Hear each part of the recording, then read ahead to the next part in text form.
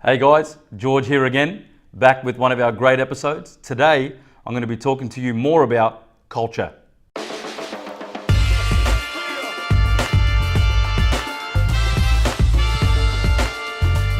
All right, back in November last year, I started talking about culture and what culture was in an organization.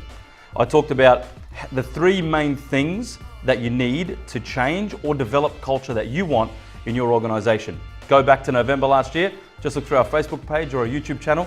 What today's episode is about the ABCDs of having a culture and maintaining it in the way that you want it. So let's go. A represents affirm. Make sure that when people display the culture that you want in your organization, that you affirm them. You celebrate them. You celebrate the department within the culture that is actually doing the culture. So you have to affirm them so people know we celebrate certain things, so that means it's good. Literally like a child. You give child praise, they know that what they're doing is good and will continue to do it. B means to be yourself or become the culture. It means that you can't expect others to carry on the culture of the organization unless you yourself, as the influencer, the main influencer, the CEO, the department head in your organization isn't becoming the culture or is already the culture within your organization. People will watch you, they will listen to what you say.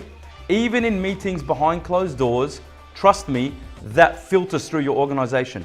So make sure that you be the culture you want to see. C is to communicate, communicate, communicate. And when you get sick of communicating the same thing in various ways, communicate it some more. Because trust me when I say this, that when you start getting sick of saying the same things over and over, your people in your organization are only just starting to get it. We think that if we keep saying the same things over and over, and we might say it in various different ways, that people are just going to get sick of it. In reality, they're only just starting to get what it means. So they're looking at what's being affirmed, they're watching you if you are the culture and you be the culture and represent it.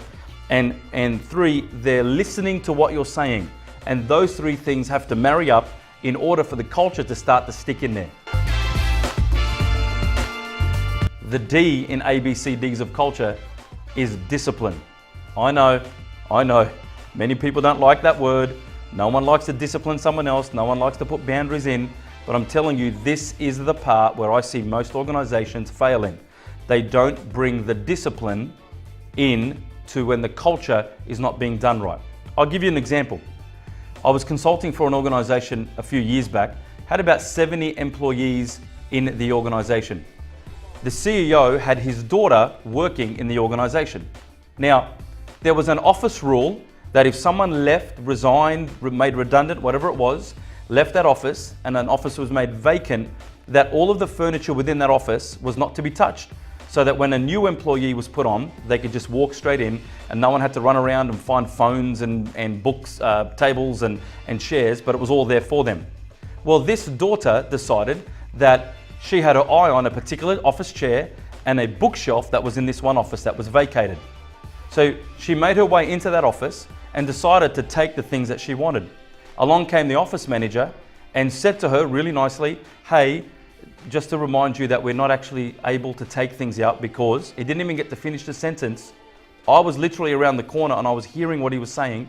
And she looked at him and with a very strong and strident voice, quite loud, she said, do you know who I am? I can take whatever I want.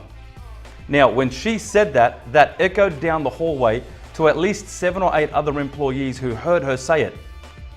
The office manager, tail between his legs, walked away because he didn't want to cause a problem or a confrontation, and she proceeded to take the chair and the bookshelf. Now, what sort of culture do you think she was reinforcing in that organization? She was telling everyone, it doesn't matter what position you hold, it doesn't matter how hard you work, it doesn't matter who you are, it doesn't matter what you do, it doesn't matter what sort of accolades and sales you achieve, anything like that. If you are not part of the in crowd, in this case the family, you could be usurped, you could be superseded, you could be overstepped. Now, that caused a huge problem. So as you can imagine, as I was consulting to this organization, I found the problem straight away. So discipline is important. What should have happened to this girl was she should have been brought in with the people that heard that down the hallway, and she should have been reprimanded. And then at a staff meeting, the behavior should have been brought up and told that we do not speak like that in this organization. Anything short of that, any cover-ups, any non-talking will create a culture that is counter to what you are actually wanting to do. So you have to do discipline, just as important as the A, affirm, B, or become, C, communicate, and discipline is just as important. Well, that's it from me today. Over the next couple of episodes, I'm going to talk more about culture. In the next episode, I'm going to talk about the toxicity or toxic culture and then how to remove it in my third episode. Have a great day. See you next time.